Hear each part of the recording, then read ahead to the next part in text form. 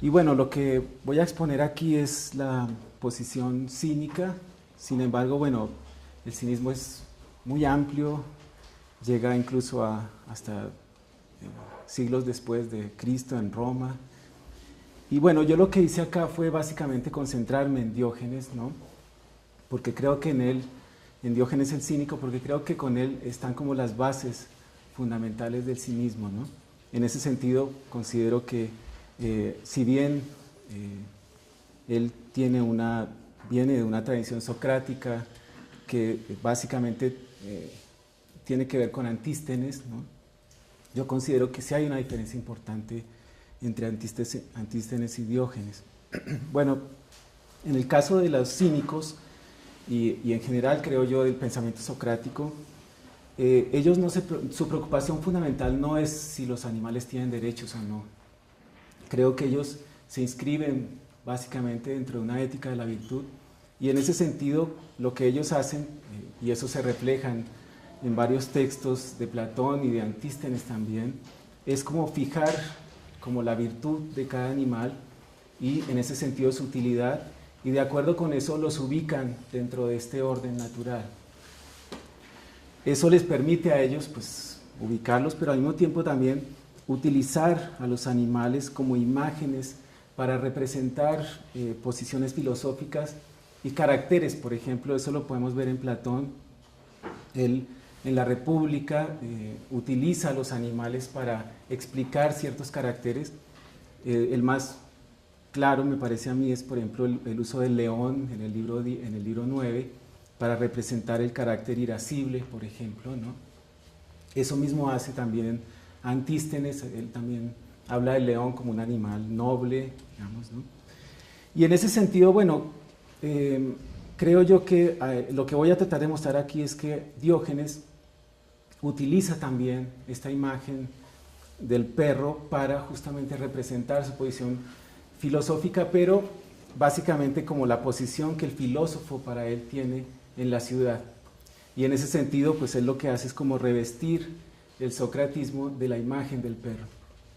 Pero al mismo tiempo, él, digamos, va a también hacer como, o sea, una de sus preocupaciones fundamentales que tiene que ver también con, digamos, con la preocupación de esta época, me parece a mí, es cómo distinguir a los animales de los humanos, ¿no? Esa es como la preocupación de Platón, de Aristóteles, de Antístenes también.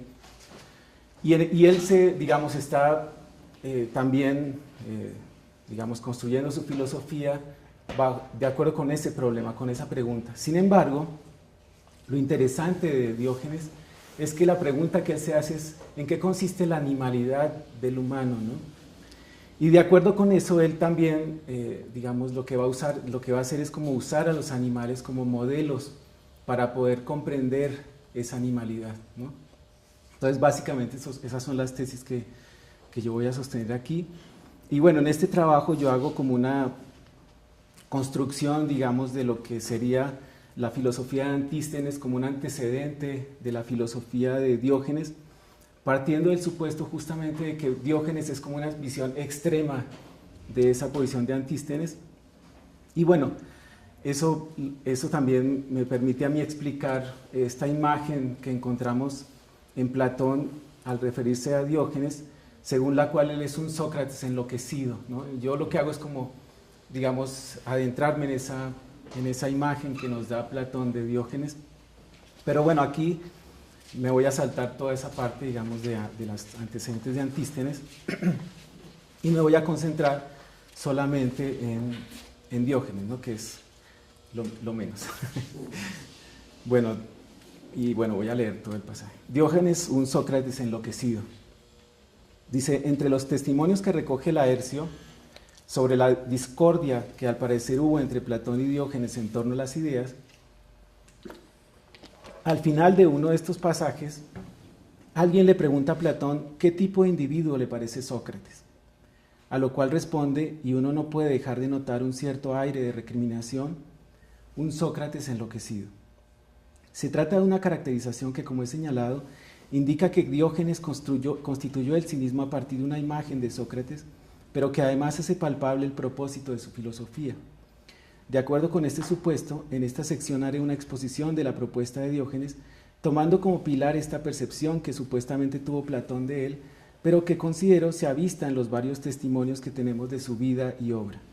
Y quizá los testimonios que más nos revelan este carácter extremo son los que nos hablan respectivamente de su inicio en la filosofía y de su muerte, como si quisieran mostrarlo la unidad y coherencia de su pensamiento. Transmutar la legalidad vigente. Según relata Laercio, el camino de la filosofía lo emprendió Diógenes al exiliarse en Atenas por haber él o su padre, los testimonios no son concluyentes, falsificado la moneda de su ciudad Sinope. Sin embargo, la razón del exilio es crucial no solo porque supone que Diógenes emprendió después de él un nuevo camino, sino porque revela el sentido del mismo. Precisamente, la importancia de estos testimonios estriba en que la filosofía de Diógenes puede entenderse básicamente como un intento por transmutar los valores vigentes, y de hecho dos de estos fragmentos que consigna Laercio afirman que fue el oráculo el que le prescribió esta tarea. De algún modo, estos pasajes se acercan a Diógenes y Zenón, pues a Zenón es el que se supone es el que originó el estoicismo, ¿no? Pues a este también el oráculo le dio la principal señal para su búsqueda, estar en contacto con los muertos, según los testimonios que recoge Laercio. Sin embargo, en Diógenes hay claramente un llamado a intervenir en la ciudad. En este sentido, estos fragmentos nos remiten a Sócrates, pero de manera paradójica y sugerente, especialmente al Sócrates que encontramos en la Apología de Platón. Pues aunque, como he sostenido, el socratismo de Diógenes tiene una raigambre antisténica, no obstante no hay en Antístenes de manera explícita esta comprensión de la filosofía según la cual el filósofo tiene la misión de involucrarse directamente en la ciudad. Precisamente, Platón en la Apología nos dice que Sócrates emprendió su examen a las instituciones y hombres sabios de la ciudad, tratando de hacer comprensible lo dicho por el oráculo, el cual le aseveró a Querefonte que Sócrates era el hombre más sabio de Atenas.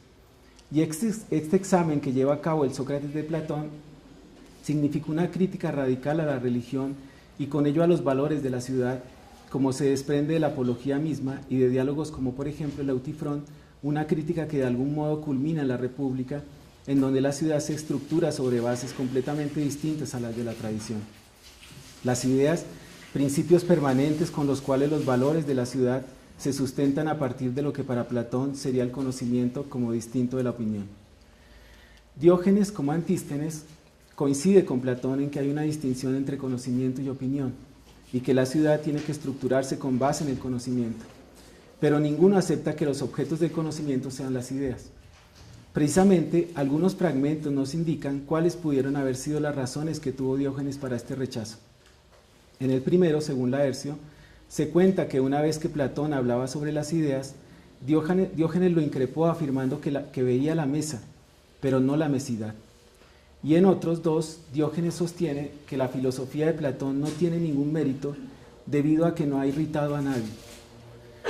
Aunque la evidencia textual resulta en verdad exigua, se podría suponer que al hacer estas críticas Diógenes tuvo presente la República, pues se trata de un proyecto de gobierno que resulta, como se verá, contrapuesto a lo que él propone, principalmente porque se postula las ideas como principios para la organización de la ciudad, pero también por lo que esto implica respecto de la posición que en la ciudad le correspondería a la filosofía y el filósofo, y en este sentido del alcance que tiene la filosofía para intervenir políticamente.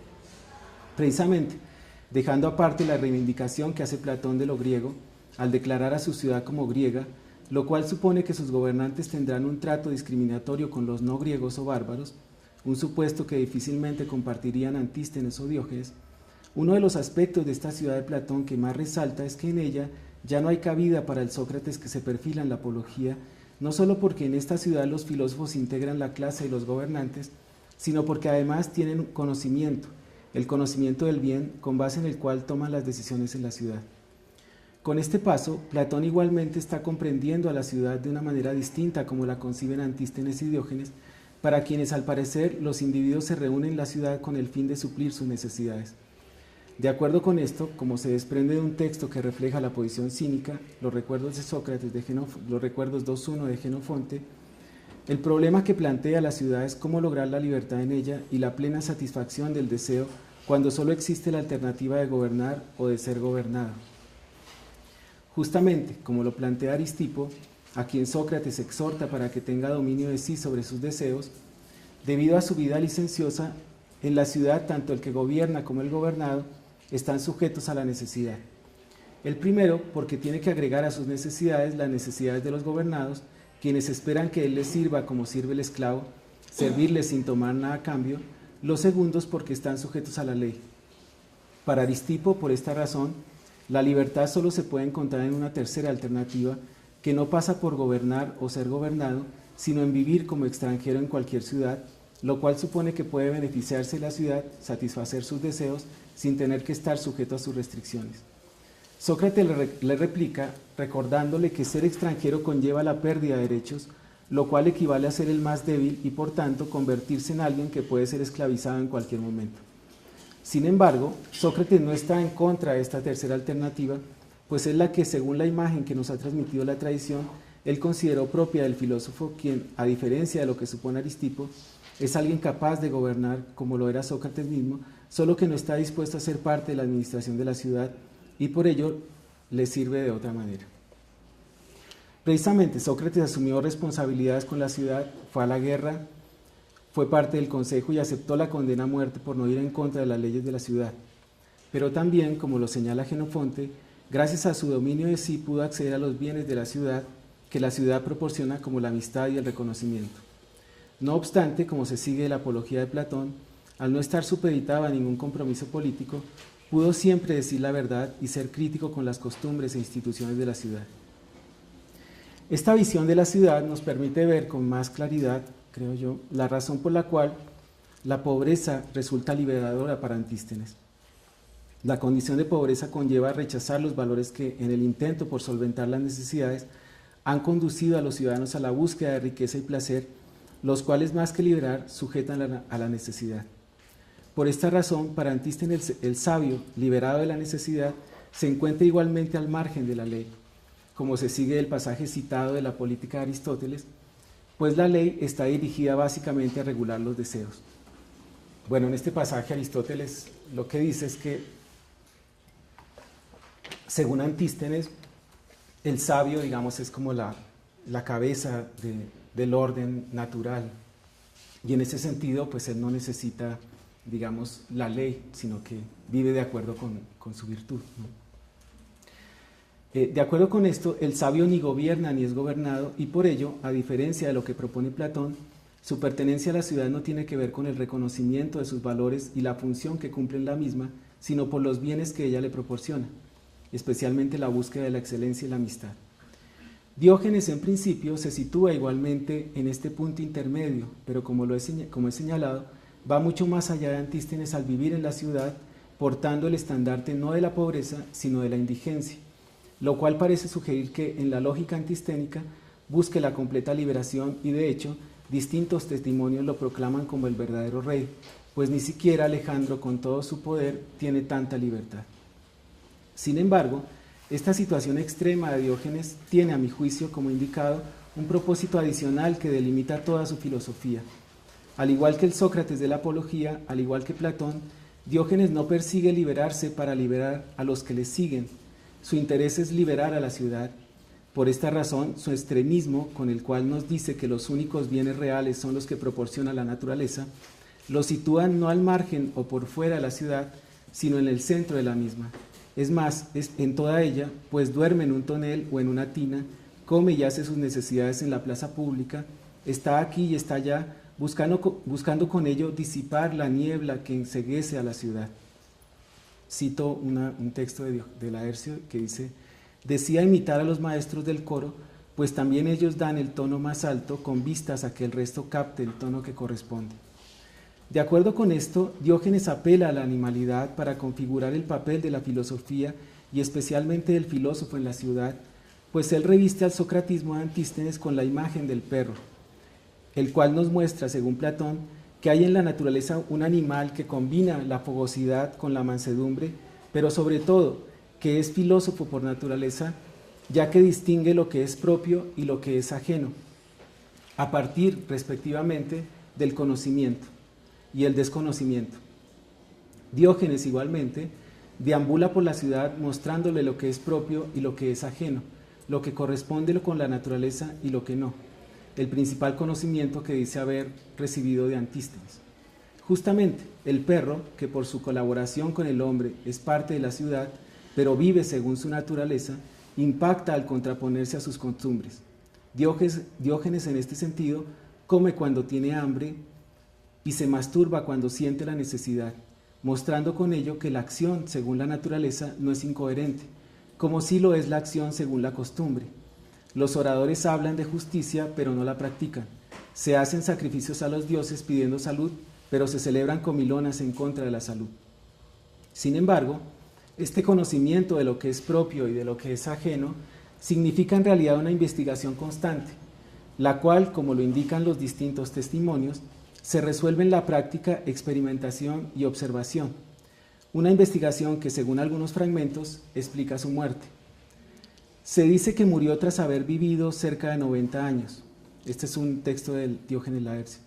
Acerca de su muerte se cuentan versiones diversas, pues unos refieren que, después de haberse comido un pulpo vivo, tuvo un tremendo cólico y murió a consecuencia de este. Otros dicen que fue por contener su respiración. Pero esta imagen, que sin duda resulta grotesca y que podría entenderse como uno más de los actos extremos de Diógenes, que confirman la visión que tiene Platón de él, solo se puede explicar si consideramos que revela justamente el intento de Diógenes por comprender la naturaleza humana y en este sentido determinar hasta dónde lo que llamamos nuestra naturaleza es más bien el límite impuesto por la costumbre. De acuerdo con esto, acorde con el Sócrates de la Apología de Platón, su conocimiento no consiste en tener una teoría acerca de la naturaleza, sino en una continua investigación por la cual se somete a todo tipo de pruebas. Precisamente, si bien el pulpo vivo fue el último, hay en Laercio otro testimonio que muestra que Diógenes se sometió en otras ocasiones a comer carne cruda, y en este fragmento también se cuenta que caminaba descalzo en la nieve, mostrando así que el límite de la naturaleza no es el límite impuesto por la costumbre, y por ello proclama que los hombres pueden comer cualquier tipo de carne e incluso carne humana. Y bueno, uno podría, creo que bueno, este pasaje es muy interesante porque muestra, me parece a mí como para Diógenes, pues lo importante es investigar en qué consiste la animalidad, y esa es una preocupación de los que me parece a mí se encuentran los filósofos de este tiempo, y que bueno, Plutarco, por ejemplo, lo menciona, ¿no? O sea, la preocupación de si el hombre puede, según su naturaleza, comer o no comer carne humana. Pero también en este pasaje, algo que, digamos, se muestra es que para Diógenes, y bueno, y en ese sentido él sigue la filosofía de Antístenes, digamos, lo que se busca es como buscar esta conexión que hay entre todos los animales y entre toda la naturaleza también. Ellos suponen de algún modo que todo está como conectado. Y en ese sentido, bueno, aunque uno podría pensar que ellos asumen como una especie de posición especista, digamos, con respecto a los animales, en realidad ellos lo que buscan es esta integración con la naturaleza, ¿no? Y me parece a mí que eso es un aporte interesante del cinismo, ¿no? Sin embargo, se puede percibir mejor este interés por comprender la naturaleza en varios pasajes en donde Diógenes toma como modelo de lo natural a los niños y los animales, por ser ellos quizá aquellos que no están viciados por la costumbre. De acuerdo con esto, según los testimonios, en los niños y en los animales encontró que el acto más natural es el que nos permite solventar la necesidad sin dificultad. Según Laercio, Diógenes comprendió esto al observar un ratón que iba de un lado a otro sin preocuparse de ninguna de las comodidades convencionales. Del mismo modo, tiró su copa al observar a un niño que tomaba agua de las manos, y su plato al ver a otro que, al rompérsele su cuenco, se comió las lentejas recogiéndolas con el pan. Diógenes entonces encuentra en esta manifestación natural, que no es más ni menos que la expresión de la animalidad, aquello que se contrapone a la costumbre y en este sentido lo que nos libera de la necesidad. De acuerdo con esto, como lo manifiesta Laercio, la doctrina cínica establece que la virtud consiste en vivir según la naturaleza, es decir, vivir con lo que es suficiente, lo cual nos hace semejantes a los dioses, ya que ellos no necesitan de nada. Y bueno, con esto termino, pero creo que en ese sentido el cinismo, digamos, contribuye mucho, me parece a mí, a esta discusión con respecto a los animales, ¿no? O sea, quizá ellos no se preocupan por determinar si los animales tienen derechos o no, pero algo que, digamos, apuntan quizá como a uno de los problemas fundamentales de nuestro tiempo, que es el exceso. Para ellos precisamente lo importante es lograr como esta autarquía, este vivir de acuerdo con lo que es suficiente, ¿no? Que creo que es algo que debería como explorarse también, ¿no? Me parece a mí que el problema, digamos, que nosotros estamos viviendo ahora y que nos ha conducido a preocuparnos por determinar si los animales tienen derechos o no, es claramente el exceso que implica el capital, ¿no? Y que ha conducido justamente a esta industrialización de los animales y que bueno, precisamente los cínicos lo que establecen es que para que la ciudad se mantenga y para que la ciudad sea posible, se requiere esta autarquía, ¿no? Y en ese sentido creo yo ellos siguen o están de acuerdo también con Aristóteles, para quien precisamente la autarquía es como la base que constituye la unidad de la ciudad. Y bueno, con esto termino. Muchas gracias.